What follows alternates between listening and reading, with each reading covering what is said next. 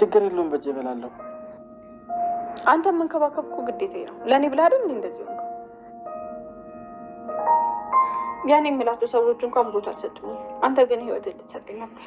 እንኳን አይደለም ማጉረስ ሌላም ነገር ባደርግልህ ይገባል። እሺ በቃ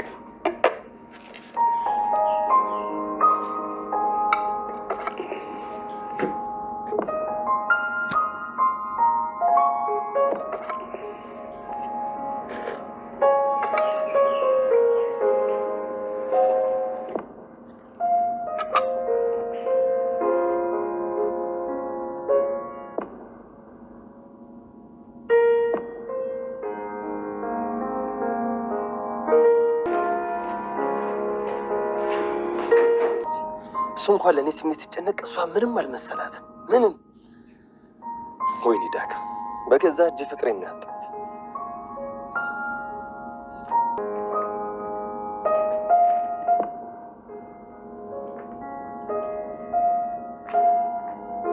የኔ ቆንጆ ለምን እንደዚህ ትናደድብኛለህ? እኔ እያለሁ ምን ነው? ምን አጠፋው? ቆይ ለምንድን ነው እንደዚህ የምትሆነው? ራስን እኮ በጣም እየጎዳ ነው። ቆይ አንቺ ምን አገባሽ? ስለ እኔ ህይወት የሚመለከትሽ ነገር አለ? ስለ አንተ ካላሰብኩ፣ ስለ አንተ ካልተጨነቅኩ ታዲያ ለማን ላስብ እችላለሁ? ዳግዬ ከማንም በላይ እንደማስብልህ ታውቃለህ። ታዲያ ሙቻ ማን ያዘሽ? ከብደን ጋር ተጣልተዋል ብለሽ ሌላ ነገር የምታስቢ ከሆነ ቢቀርብሽ ነው የሚሻለው።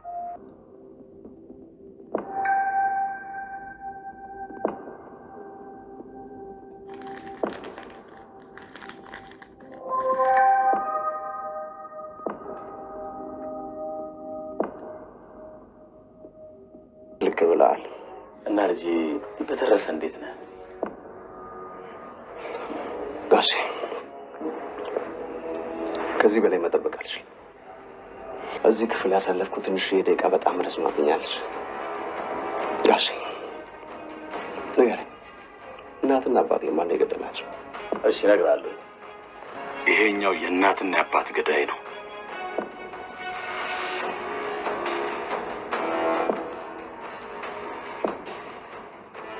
ችኛዋ ደግሞ አስገዳዮች።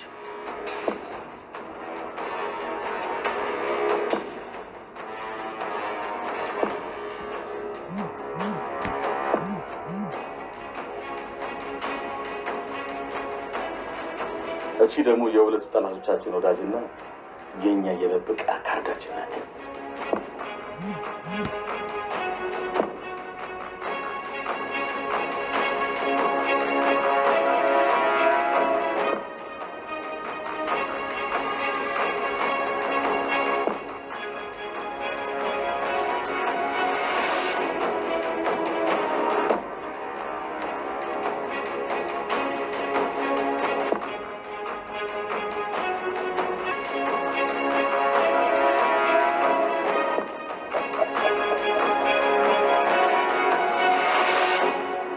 ብሌን ዳግምን በጭራሽ አይንህን ለማየት አልፈልግም ብላ ውሳኔዋን ነገረችው።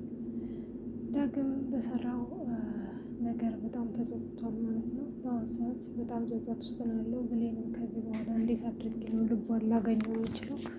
ብሌን በጣም ጠልታኛለች። ያደረግኩት ነገር በጣም አሳፋሪ ነው። ሳላቅ ልቧን ሰብሬዋለሁ እያለ እንግዲህ በጸጸቱ ውስጥ ነው ያለው ማለት ነው። ብሌን እንግዲህ ሳሚ አደጋ የደረሰበት ለታ በጣም በተደጋጋሚ ጊዜ ወደ እሱ ብትደውልለትም ውሽማሽ ሆነብሽ እያለ እየተሳለቀባት ነበረ ማለት ነው። ብሌን እንግዲህ በዚህ ነበረ ግን ያዘችው። ምክንያቱም ሆነሽ ነው ብሎ እንኳን አልጠየቀኝም። ይሄ ዕጣ ፈንታ የኔ ነበር፣ ሳሚ ለኔ ሲል ነው እንደዚህ ሆነ። ስለዚህ ዳግም ከኔ ጋር እንደነው እንጂ ፍቅር የለበትም በማለት እንግዲህ በተደጋጋሚ ጊዜ ለራሷ እየነገረችው ነበረ። እንግዲህ ዳግም ብሌን መጀመሪያ ሲያገኛት እሷ ነበረች እየተለማመጠች ያለችው። ዳጊ አንተ እንዳሰብኩ እኮ አይደለም፣ እስቲ ላስረዳ ስትለው እንኳን ሊረዳት አልፈለገም ማለት ነው።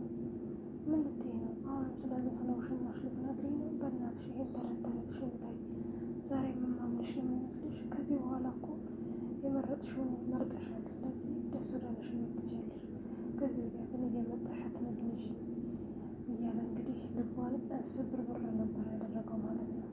ኧረ እባክህን አንድ ጊዜ እንኳን እንዳስረዳ ጊዜ እድል ስጠኝ ስትለው ምንም አይነት እድል የለሽም፣ ሁሉንም ነገር አንቺ ነሽ ያበላሽሽው። ስለዚህ ከእሱ ጋር ይመችሽ፣ በቃ ከሳሚ ጋር ተመችቶሻል አይደለ? አሁንም ከእሱ ጋር ቀጥይ በማለት እንግዲህ ቆረጥ ያለ ንግግር ተናግሮ ነበር ማለት ነው። እሷም ይሄማ ከሆነ ካላመንከኝ ከማታምናት ሴት ጋር ምን ታደርጋለህ በማለት ቀለበቷን አንስታ ወርውራለታለች ማለት ነው።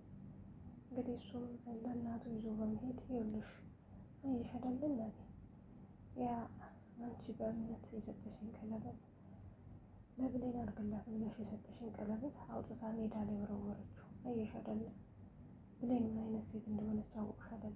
ብሌንን እንቃታለሁ፣ ብሌን ጥሩ ልጅ ናት የምትያት ብሌን እች ናት። እንግዲህ ቀለበቱን አንቺ የሰጠሽኝን ቀለበት እንኳን ለእሱ እንኳን ክብር የላትም። እሷ የምትፈልገው ሳሚን ነው እናቴ፣ በጣም በተደጋጋሚ ጊዜ ነግሬሻለሁ። በቃ ከዚህ ወዲያ ብሌን የምትባል በእኔ ህይወት ውስጥ የለችም ይላታል። ወይዘሮ ገነትም እንግዲህ ዳግምን በጥፊ ትለውና አንተን ማትረባ በዚህ በማይረባ ቅናትህ ብሌንን ብታጠት እኔ ተጠያቂ አይደለሁም። ስለ ብሌን በተደጋጋሚ ጊዜ ነግሬያለሁ። ደግሞ አፋልኝ ብለህ ታወራለህ እንዴ? ብሌን እኮ እናቷ ልካት ቃል መንገድ ላይ ሳገኛት ቃል እኔ ለእናቷ ደውዬላት ነበረ። ወይዘሮ ሰላምም እንግዲህ ደንግጣ ወደ እኔ ቤት መጣ ነበረ። ያኔ ሳሚ ተከትሎ አብሯት መጥቶ ነበረ። እንግዲህ ለቃል አንዳንድ ነገር ግዥና ነኝ ስለተባለች እሱን ለመግዛት ስትወጣ ነበረ በኃይሉ ያገኛል። በኃይሉ አግኝቷትም እንግዲህ አንቆ ሊገላት ሲል ሳሚ ስለተጠራጠረ ከኋላ ተከትሎ ሄዷል። የእሷን እጣ ነው ሳሚ የተቀበለው። በኃይሉ ሊገላት ነበረ። በኃይሉ እንዳይገላት ከሱ ሲከላከል ነው ሳሚ የተወጋው። ስለዚህ ይሄ እጣ ደግሞ የብሌን ነበረ። ይህንን ዋጋ የከፈለላት ሳሚ ነው። አንተ ግን ሳሚ ወጥቶ እርዳታ ስትጠይቅህ ጆሮዋ ላይ ነበረ በተደጋጋሚ ጊዜ ዘጋባት። ደግሞ አሁን አፋለ እንዴ? አፋለ ወይ? አሁን ምን አይነት አሳፋሪ ልጅ ነህ ግን አንተ! እንዴት እንደዚህ ታደርጋለህ? ብሌንን አታውቃትም እና በተደጋጋሚ ጊዜ እንደማታምናት እየነገረች ነበረ። አንተ ግን ለካ እውነት ነው ያደረገው። ከዚህ በኋላ ብሌን ምንም ነገር በአንተ ላይ በምታደርገው ነገር ተጠያቂው አንተ ነህ። ሁሉንም ነገር መቻል አለብን ብላ ስትነግረው እንግዲህ ዳግም በጣም ነበር የደነገጠው ማለት ነው። ምክንያቱም ብሌን መጀመሪያ ደውላለት እባክህን አንድ ጊዜ እንኳን ስማኝ ስትለው ምንድን ነው የምሰማሽ? ስለዛ ስለ ውሽማሽ ተረት ተረት ልትነግሪኝ ነው እያላት ነበረ። እንግዲህ ዳግም ያንን የደወለችለትን ጊዜ እያስታወሰ ምን አይነት የማረባ ልጅ ነኝ ግን እንዴት አንድ ጊዜ እንኳን ምን ሆንሽ ብዬ ሳልጠይቃት ሞታስ ቢሆን ምን አይነት ሰው ነኝ እያለ እንግዲህ በተደጋጋሚ ራሱን እየወቀሰ አሁን እንዴት አድርጌ ነው ብሌን ይቅርታ ምናምን የምታደርግልኝ? እንዴት አድርጌ ነው እሺ የምትለኝ? ከዚህ በኋላማ በቃ እያለ ወደ እሷ ይሄዳል ማለት ነው። እንግዲህ በስተመጨረሻም ሳሚሻ እንዳያችሁት ባለፈው ክፍል የመጨረሻ አካባቢ ላይ የሆነ ልጅ ከኋላቸው ነበረ። እሱም ታካሚ ይዞ የገባ ሌላ ሰው ነበረ ማለት ነው። እንግዲህ ዶክተሩ ለዛ ለልጅ ነበረ ይቅርታ ታካሚውን ማትረፍ አልቻለም እያለ የተናገረው።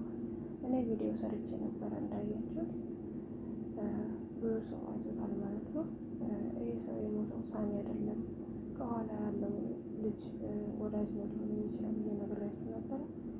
ያው ዶክተሩም እንግዲህ ብሌን በተደጋጋሚ ጊዜ የሳሚን ስም እየጠራች ስለነበረ እንዴ ምን እያልሽ ነው?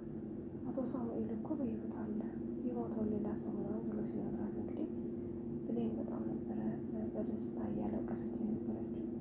በሕይወት አለ፣ በጣም ነው ደስ የሚለኝ፣ በጣም ነው ደስ ያለኝ ብላ እንግዲህ ለዶክተሩ ምስጋና እያቀረበች፣ ነገር ግን አንድ ደቂቃ ወደኋላ ዘግይታችሁ ቢሆን ኖሮ ሳሚ በጣም ብዙ ደም ስለፈሰሰው በሕይወት አታገኙትም ነበር ብሏታል ማለት ነው። ሰላም ውድና የተከበራችሁ የቻናሌ ቤተሰቦች እንግዲህ ከዚህ ድራማ ላይ ምን እንደተማራችሁ ኮመንት ላይ ያስቀምጣችሁልኝ። እስከ መጨረሻው አብራችሁ ቆዩ ማለት ነው። እንግዲህ ብሌን በጣም በብዙ ሰው ተናዳ ነበር ያለታ። ማንም ሰው የለኝም፣ ሁሉም ሰው ከኔ ኋላ ነው የሚያወራው፣ እናቴም እንኳን ጨክናብኛለች እያለች ተናዳ ነበረ ማለት ነው። እናቷ እንኳን ስትመጣ ብሌን እናቷን ለምንድን ነው እናቴ አንቺ የሚጨከንሽብኝ? እንዴት ስልክ ስደውልልሽ እየሰማሽ ዝም ትይኛለሽ? ብላ እናቷን ስጠይቃት በጣም በተደጋጋሚ ጊዜ ህይወቴ ቢያልፍ ኖሮ ሳሚ እኮ ለእኔ ብሎ ነው እንደዚህ የሆነው። በቃ እኔን ከሞትኩበት ልታነሺ ነው የመጣሽው። ለምንድን ነው ስልክ ማታነሺልኝ እናቴ? ምን አድርጌሽ ነው? እያለች እንግዲህ እያለቀሰች ነበረ ለወይዘሮ ገነት እየነገረቻት የነበረችው። ወይዘሮ ገነትም እንግዲህ በዝምታ ሁሉንም ነገር ልጅቷ በቃ ውስጡ ያለውን ነገር ትናገር በማለት ዝም ብላ እያዳመጠቻት ነበረ። ከዛም በኋላ ነው እንግዲህ ይኸውልሽ የኔ ልጅ እንደዚህ እናትሽን አትናገሪያት ትላታለች ወይዘሮ ሰላም። ምንድን ነው የምትይው? ትዬ በህይወት እኮ አታገኘኝም ነበረ። ይሄ ዕጣ እኮ የኔ ነው ሳሚሻ የተቀበለው። ስለዚህ እንዴት እንደዚህ ታደርጋለች? ለምንድን ነው ስልክ እያነሳች ዝም የምትለኝ? ደግሞ ስደውልላት በተደጋጋሚ ለምንድን ነው መልሳ ያልደወለችልኝ? ትላለች ማለት ነው። እንግዲያውስ ሁሉንም ነገር እወቂው። ይህንን ነገር እንደዚህ ያደረገችው እናትሽ ሳትሆን ይቺው የኔ ጉድ ቃል ናት ብላ እንግዲህ ወይዘሮ ሰላም ለብሌን ነግራታለች ማለት ነው። ቃል ይሄ ክፋትሽ ዛሬም አልተውሽ። ምን አይነት የተረገምሽ ልጅ ነሽ ግን ምን ይሻልሻል? ብላ እንግዲህ ብሌን ለቃል መልሳላታለች ማለት ነው። ቃል በዚህ ሰዓት እንግዲህ እንደምንም ብላ ወይዘሮ ሰላም ቤት ልትገባ አስባለች። ነገር ግን ወይዘሮ ሰላም እንዳያቸዋት አቋሙ አንድ ነው። ቤት ውስጥም ከተመለሱ በኋላ እንግዲህ ቃል የተለያዩ ነገር እያነሳች እንግዲህ በጎን እየተናገረች ነበር ማለት ነው።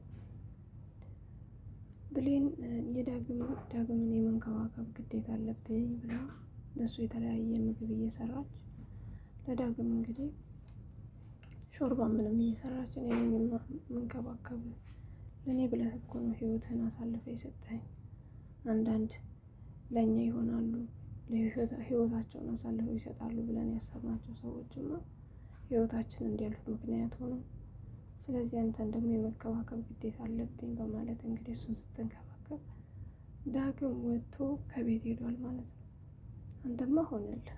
አንተ አሁን እንደውም ነግረኸኝ ነበረ እኔ ነኝ ነገሩ ጥፋተኛው። ካሁን በፊት እኮ በዚህ ባጉል ቅናት ታጣታለህ ተንከባከባት ብለህ አስረድተኸኝ ነበር። እኔ ግን የማረባ ሰው ስለሆንኩኝ ይኸው አሳልፌ ላንተ ሰጠው። በእውነት ሳሚ ትችላለህ ብሎ እንግዲህ ጥሎ ወጥቷል ማለት ነው።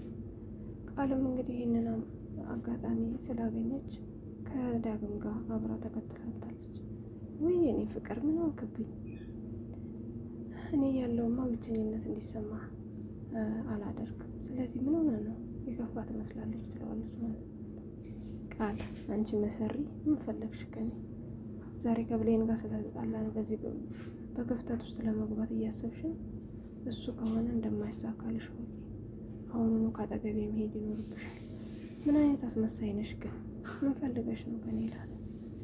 አታይም እንዴ ብሌን እኮ ላንተ የምትወድ ልጅ አይደለች። እኔ ግን እድሜ ልኬን እወድሃለሁ። ስለዚህ እባክህን ተረዳኝ ትለዋለች ማለት ነው። ይሄማ በጭራሽ አይሆንም፣ አርፈሽ ብትቀመጭ ይሻልሻል ብሎ እንግዲህ ትቷት ወጥቷል ማለት ነው። በሌላ በኩል እንዳያችሁት የአረመኔ እንግዲህ አሁን ሌላ የወንድሙ ልጅ የመኔ ልጅ ነው የሚለውን ጆ የሚባል አንድ አረመኔ እንደሱ አምጥቶ እንዳያችሁት የሰዎቹን ፎቶ እያንዳንዱ እያሳየ ነበረ። የሳሚን፣ የብሌንን፣ የሁሉንም ፎቶ እነኚህ ናቸው ቤተሰቦችን የገደሉብህ፣ እነኚህ ናቸው ያንተ ጠላቶች እያለ እያሳየው ነበረ ማለት ነው። እንግዲህ ይህ ጆ የሚባል ሰውዬ እውነት ይገላቸዋል ወይስ ምን ያደርጋቸዋል የሚለውን በቀጣይ ክፍል ነው የምናየው ማለት ነው። በእርግጥ ጆ ታያላችሁ አይደለም ሊገላቸው ይቅርና ለእነሱ ወዳጅ የሚሆን ነው የሚመስለኝ። ምክንያቱም ሁሉም ነገር እንደጠበቅ ነው አይሆንም ማለት ነው።